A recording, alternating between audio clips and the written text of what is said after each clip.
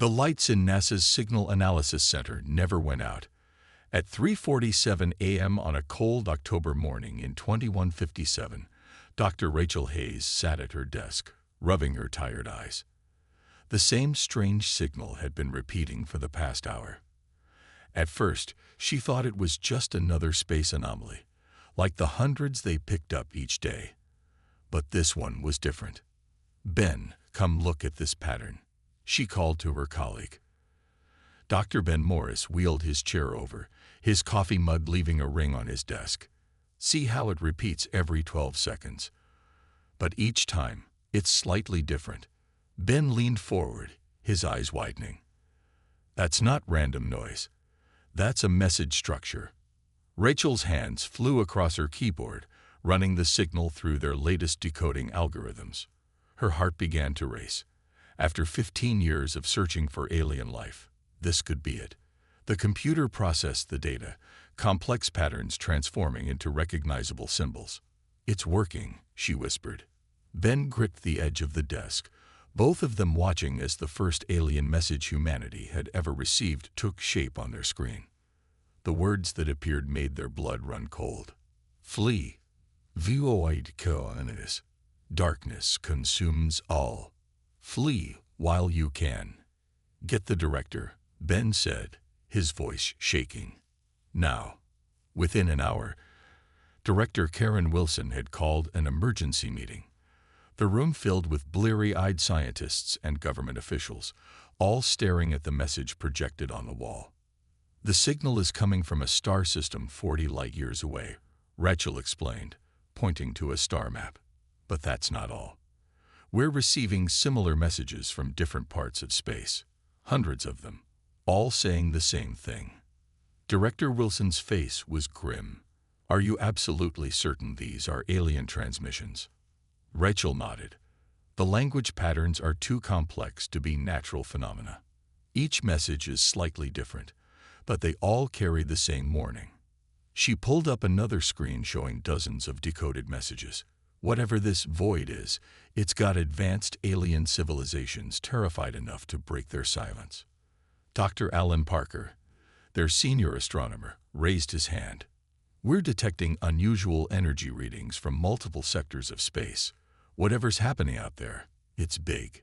Really big." The room erupted in urgent discussions until Director Wilson raised her hand for silence. "Dr. Hayes, continue monitoring all incoming signals. Dr. Parker, I want every telescope we have pointed at those energy anomalies. The President needs to be briefed." She was cut off by a loud beep from Rachel's computer. The room fell silent as Rachel's face went pale. "The signals, they're stopping." Her fingers flew across the keyboard.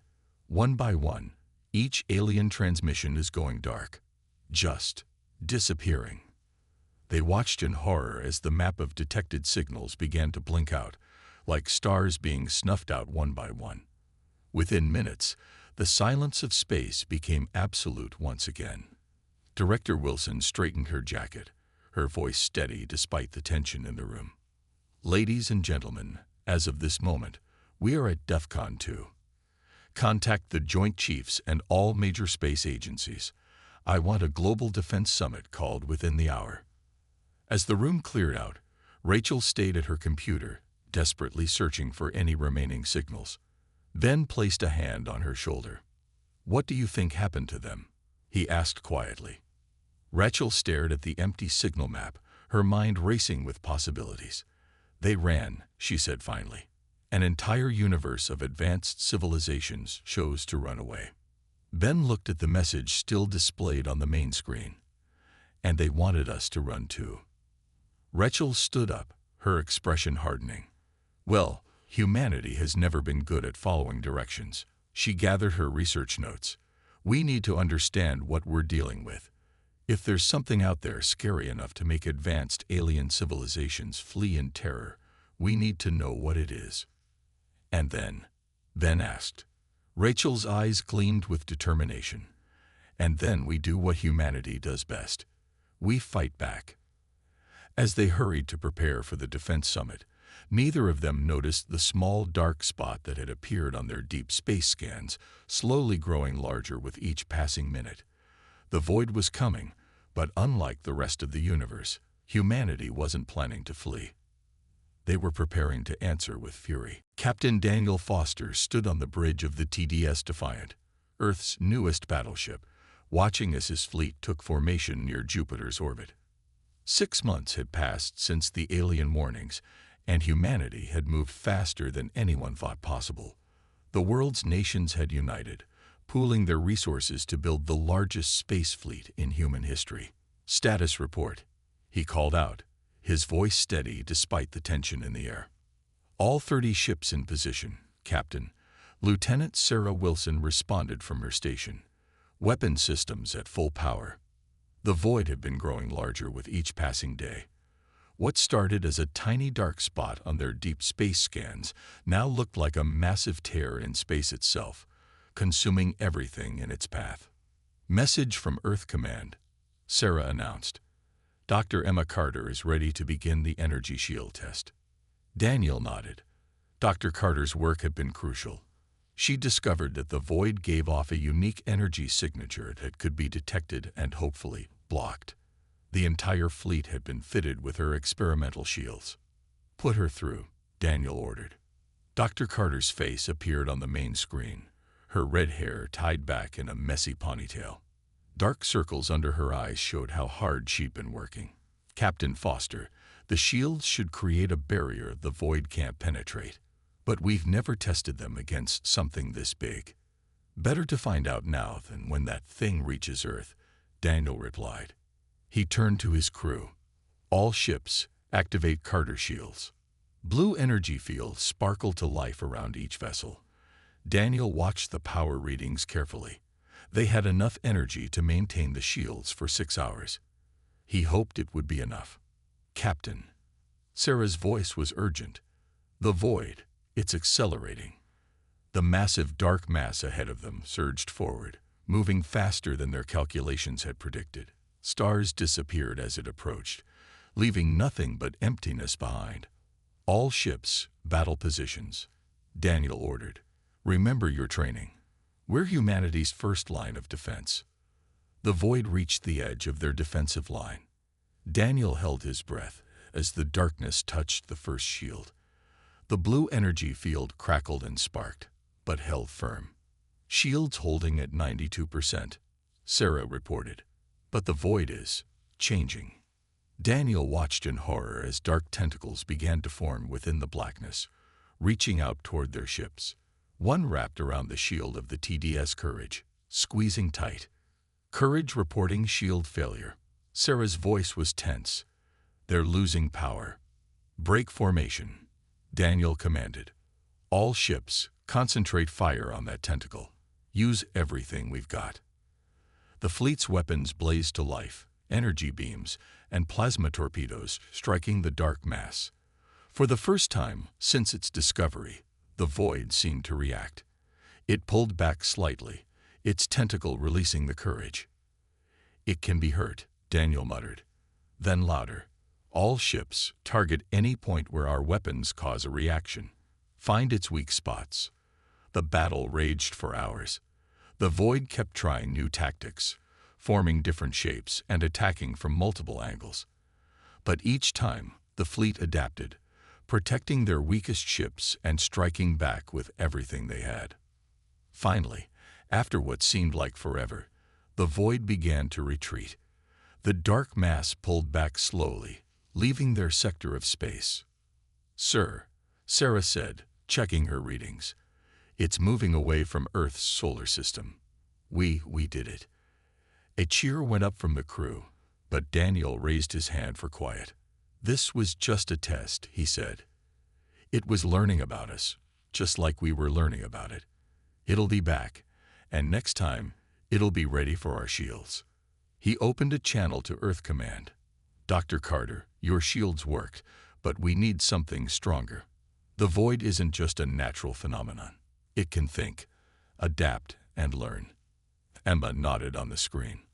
"Already working on it, Captain. This encounter gave us more data than 6 months of research." Give me 2 weeks. Daniel looked out at his fleet. 3 ships had severe damage, and every vessel's shield was nearly drained. But they had stood their ground. They had proved that humanity could fight back. 2 weeks, he agreed. But I need weapons too, not just shields. If that thing can think, it can die. As the fleet regrouped and began repairs, Daniel stared at the spot where the void had retreated. Humanity had won its first battle against the thing that had terrified an entire universe into running away. But the war was just beginning. And next time, they would need to do more than just defend. Next time, they would need to fight back harder. Dr. Marcus Wells sat in his dimly lit lab, staring at brain scans from the crew of the TDS Defiant. Something wasn't adding up.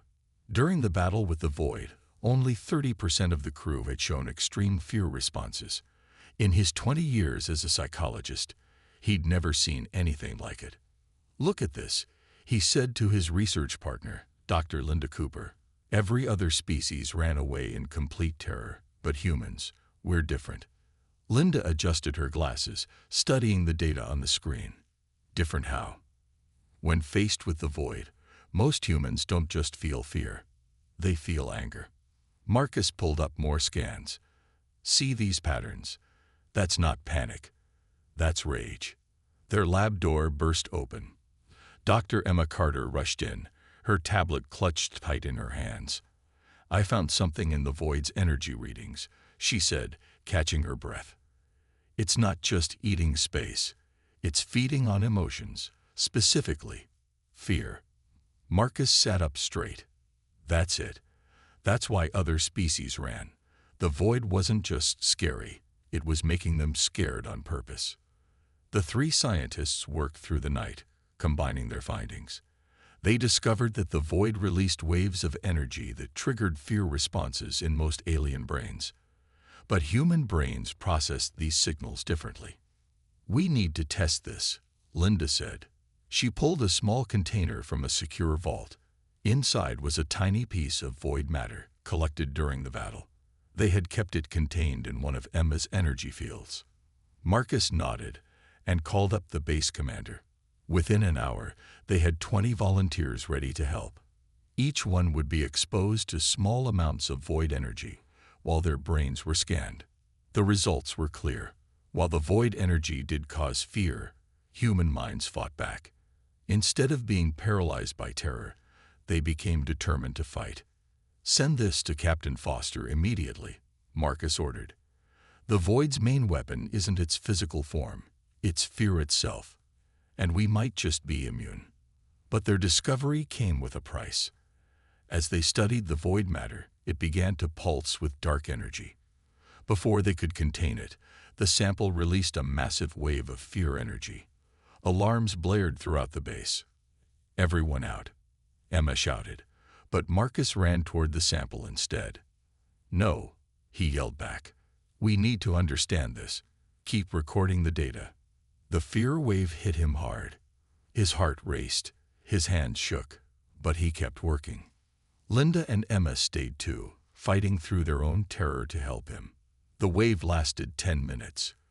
When it ended, they had gathered more information about the void than anyone had before. "It tried to make us run," Linda said, her voice shaky but proud. "Just like it made the aliens run. But we stayed." Marcus nodded, already reviewing the new data. "Better than that. We learned something crucial. The void doesn't just feed on fear. It needs it to survive. Without fear to consume, it grows weaker." Emma grabbed her tablet, typing quickly. "We can use this. If we can suppress fear responses in our crews, the void won't just fail to scare them. It'll starve." They worked faster now, developing what they called fear suppression technology, FST. It was a simple device that could be worn on the wrist, releasing waves that helped the human brain resist the void's fear effect. 3 days later, they presented their findings to the Global Defense Council. The room was packed with military leaders and scientists from around the world. "The aliens ran because they had no choice," Marcus explained. "The void's fear effect was like a drug to their brains. But humans," he smiled, We get angry instead of afraid. And that makes us the perfect weapon against it. The Council immediately ordered FST devices to be made for every ship in the fleet. But Marcus wasn't done yet. He had one more idea. If the void feeds on fear, he told Linda and Emma after the meeting, then we need to give it something else to choke on. We need to weaponize our anger. As they headed back to their lab to keep working, alerts sounded across the base. The void had been spotted again, larger than before, heading straight for Mars. But this time, humanity was ready.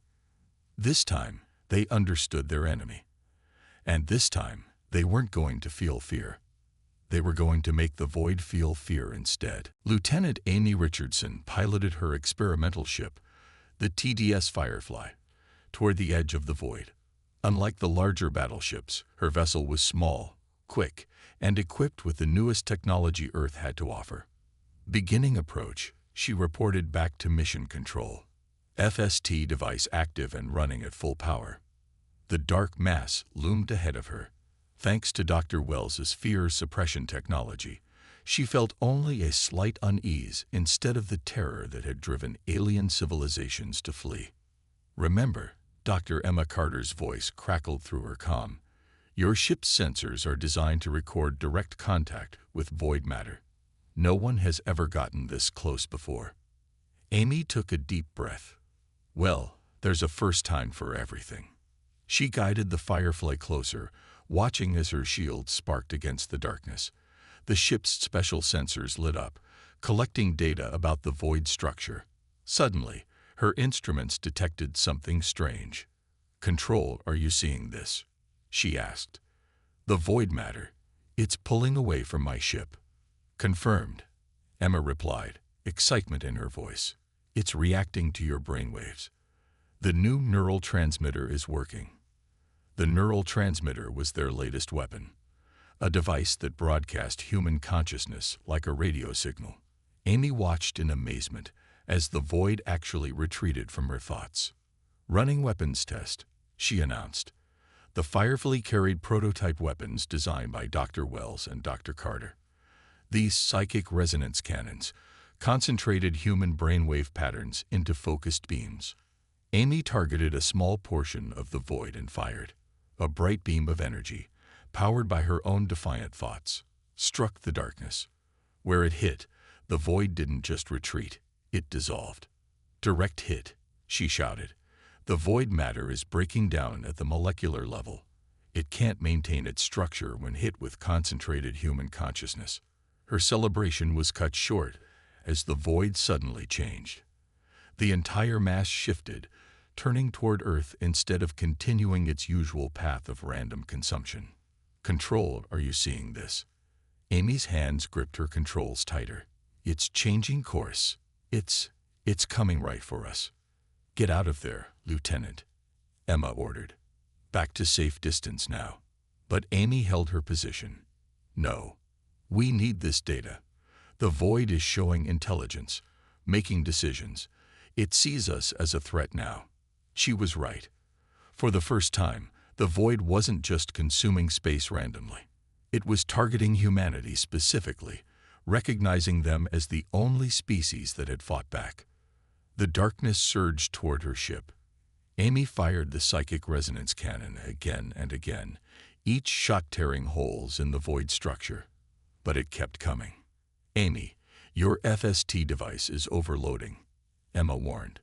The void is trying to overwhelm it with fear energy. Amy felt it, a creeping terror trying to take over her mind. But instead of running, she turned her fear into determination. The neural transmitter picked up her emotions, broadcasting them at full power. The void recoiled. That's it, she exclaimed. It's not just afraid of our weapons, it's afraid of us, of our ability to resist it. Her discovery was interrupted by a massive surge of void energy. The darkness split into countless tentacles, all reaching for her ship. Control, requesting backup, Amy called, spinning the Firefly through impossible maneuvers to avoid the void's grasp. And tell Dr. Carter her weapons work better than we hoped. The response came from an unexpected voice. Captain Daniel Foster of the TDS Defiant. "Hang on, Lieutenant. The fleet is on the way." Through her viewport, Amy saw dozens of ships dropping out of faster-than-light travel around her. Each one was equipped with the new weapons and technology she had just tested. "All ships, concentrate fire," Foster ordered. "Show this thing what happens when it threatens Earth." The combined firepower of humanity's fleet, enhanced with their consciousness-based weapons, lit up space. The Void's tentacles disintegrated under the assault. For the first time in known history, a significant portion of the Void was destroyed. As the darkness retreated, Amy transmitted her data back to Earth. They had done more than just drive the Void away. They had proved it could be beaten. "Good work, Lieutenant," Foster said as the fleet regrouped. "Thanks to you, we know the Void can feel fear too. And we're going to make sure it never stops being afraid of humanity." Amy smiled, watching the Void flee from human weapons for the first time. "That's the plan, sir. That's definitely the plan." Dr. Robert Chen stood before a room full of scientists and military leaders, pointing to a hologram that showed waves of human brain activity. "I call it the humanity frequency," he explained. "It's the unique pattern our brains make when we face the Void. No other species has it." The room was quiet as they watched the patterns pulse and dance.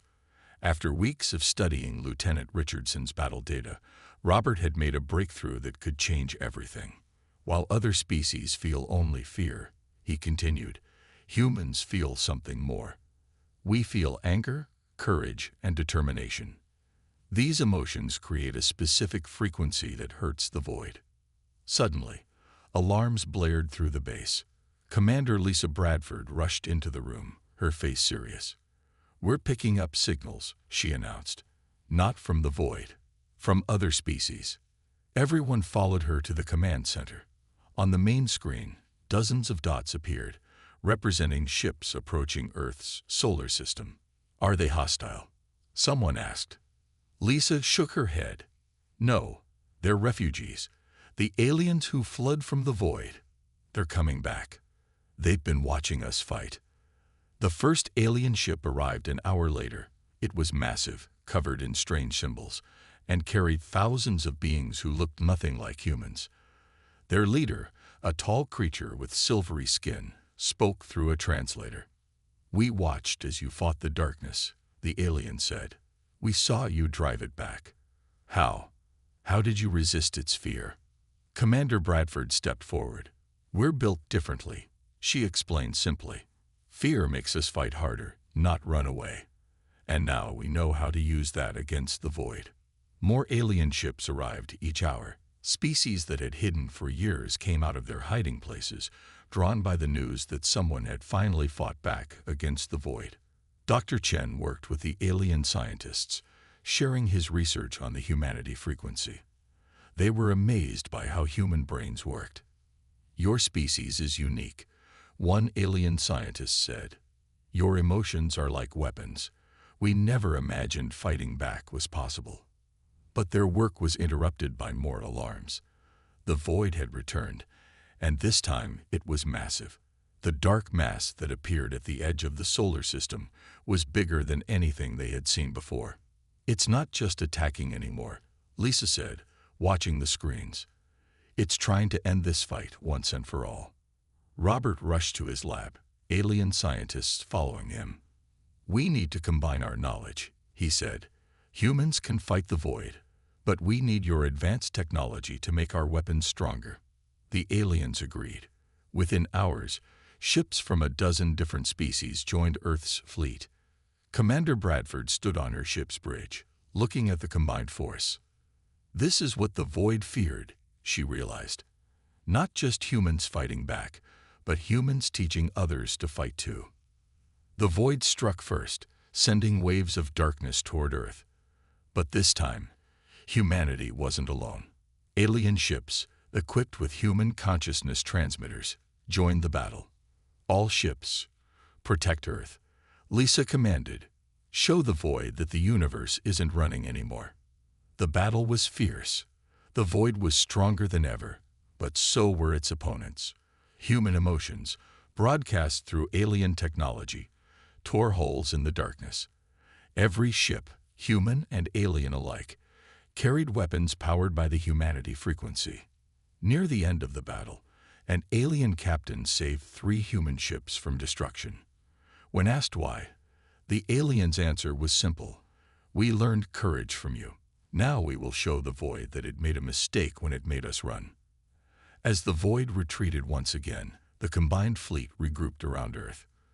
Commander Bradford met with the alien leaders to form the Multi-Species Defense Coalition, with humanity taking the lead role. The Void will return, she told them. It's gathering its strength for one final attack. But next time, we'll be ready. Dr. Chen worked with scientists from every species, improving their weapons and defenses. The humanity frequency became stronger when combined with alien technology. We're not just fighting for Earth anymore, he told his team. We're fighting for every species that the Void tried to destroy with fear. As they prepared for the final battle, Commander Bradford looked out at the fleet of human and alien ships surrounding Earth. The Void had tried to empty the universe by making everyone run away. Instead, it had brought them all together, united behind humanity's refusal to feel fear. The storm was coming, but this time, the whole universe would stand and fight. Dr. Emma Carter hadn't slept in 3 days. She and Dr. Marcus Wells worked in their lab, surrounded by both human and alien technology. Their breakthrough had come at midnight when they discovered how to combine their research. The human mind doesn't just resist the Void, Emma explained, pointing to her computer screen. It can actually reach inside it, and I know how to use that. Marcus nodded, understanding immediately. We can build a network, connecting all human minds together to fight the Void. They called it the Human Consciousness Amplification Network, or HCAN. It would let thousands of humans share their thoughts and emotions, creating a weapon more powerful than anything they had tried before. Captain Daniel Foster stood on the bridge of the TDS Defiant, looking at the largest fleet ever gathered. 10,000 ships from Earth and their alien allies filled space around him. But even this might not be enough. The Void had grown enormous. It now covered a quarter of the galaxy, and deep space scans showed something new at its center. A core of pure darkness that seemed to pulse like a heart. All ships report ready, Lieutenant Sarah Wilson announced. HCAN devices are installed on every vessel. Daniel nodded. This would be their last chance. The Void was too big now. If they didn't stop it here, it would consume everything. Send the signal, he ordered. Begin Operation Fury. Across the fleet, human crew members connected to the HCAN network. Daniel felt it immediately. Thousands of human minds joining together, sharing their courage and determination. It felt like being part of something enormous and powerful. Dr. Carter's voice came through the comm. Remember, everyone, don't fight the connection. Let your emotions flow into the network. The stronger our feelings, the stronger our weapons become. The Void noticed them gathering. The darkness shifted, forming into massive tentacles and strange shapes. Fear energy poured out from it, stronger than ever before. But this time, no one ran. All ships, advance. Daniel commanded. Head for the core. Everything we've learned tells us that's its weak point. The battle began. The Void struck with waves of darkness, trying to break their ships apart. But the combined human consciousness flowing through the HCAN network created shields of pure willpower. Alien ships, their weapons powered by human emotions, fired alongside Earth vessels. Where the Void had once made them flee in terror, now they attacked with borrowed human courage. The core is responding. Sarah shouted over the noise of battle. It's trying to run away. Daniel smiled grimly. Not this time. This time, the Void learns what it means to be afraid. They pressed forward, thousands of ships moving as one. The HCAN network grew stronger as more humans joined their minds together. Their combined consciousness reached out, touching the Void itself. For the first time, they felt what the Void truly was, an ancient being that had fed on fear for millions of years. It had never faced anything like humanity before. "All ships, concentrate fire," Daniel ordered. "Everything you've got, right at the core." Human emotions, turned into pure energy by their weapons, struck the void's heart. The darkness screamed, a sound that echoed through both space and their minds. But the void fought back. A massive wave of darkness swept through the fleet, destroying hundreds of ships. Daniel watched in horror as gaps appeared in their formation. "Hold together," he shouted into the network. "Everyone, share your strength." Through the HCAN, he felt the response. Thousands of human minds pushed back against the darkness, turning their fear into anger, their pain into determination. The aliens felt it too, through their connected ships. The void's core pulsed faster, like a frightened heartbeat. It tried to retreat deeper into space, but the fleet followed. There would be no escape this time. "This is for everyone you made run away," Daniel said quietly. "This is humanity's answer to your fear." Every ship fired at once, their weapons powered by the combined fury of the human race. The void's core cracked, dark energy spilling out into space. The battle wasn't over yet. The void was wounded but still fighting. But for the first time since it appeared, the ancient being knew what it felt like to be afraid. And humanity was just getting started. The final battle took place in the galactic core, where stars burned close together in the darkness of space. Dr. Rachel Hayes stood in Earth's main control center, watching the largest screens they had as the combined fleet surrounded what remained of the void. "The translation is complete," she announced, her voice tired but excited. "I know what the void really is." Her discovery had come at the perfect time. After the last battle, the void had pulled back to its very center, wounded but still dangerous.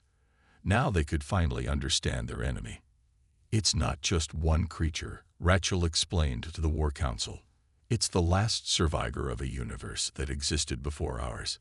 It survived by feeding on fear, and it's been hungry for billions of years." Commander Lisa Bradford's voice came through the comm system. "Then let's make sure it never feeds again." The Human Consciousness Amplification Network hummed with power as every human in the fleet connected their minds. But this time, they had a new plan, something they called the Fury Protocol. "Everyone together," Dr. Emma Carter guided them through the network. "Don't just share your thoughts, share everything. Every moment of courage, every act of defiance, every time humanity stood up instead of running away. Show the void who we really are." The alien ships moved into position around the fleet.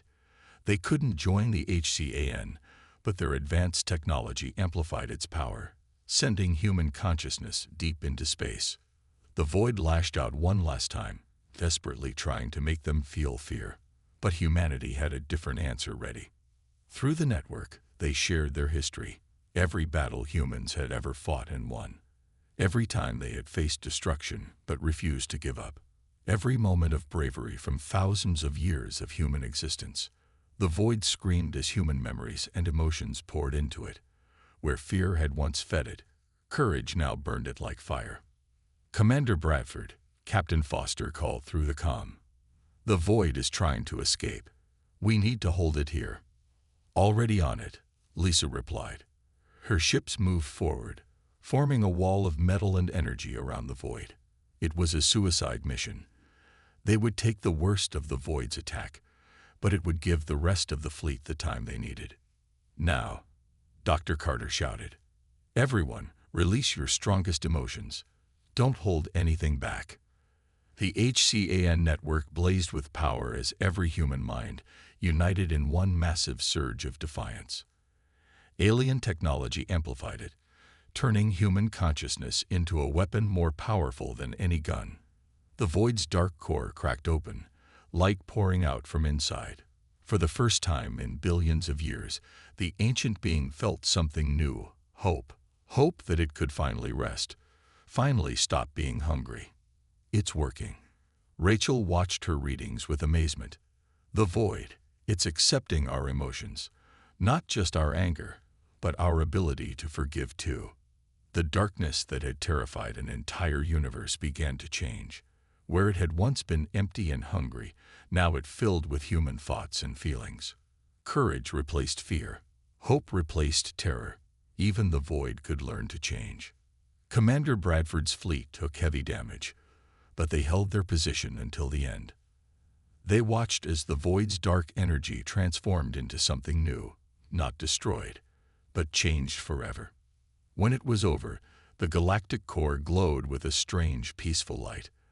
The void was gone, replaced by something that would protect the universe instead of terrorizing it. The alien ships celebrated around them, their crews amazed by what humanity had accomplished. They had expected Earth's forces to destroy the void. Instead, humans had done something even more impressive. They had shown mercy to their greatest enemy. "That's what makes humans different," Rachel said quietly, watching the celebrations. "We don't just fight back against fear. We can change it into something better." As the fleet began their journey home, messages poured in from across the galaxy. Species that had hidden for millennia emerged to thank humanity.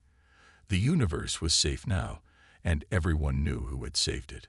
Not by running away, not just by fighting back, but by showing that even the darkest fear could be transformed by human courage. That was humanity's final answer to the void. Not destruction, but transformation. And the universe would never forget it.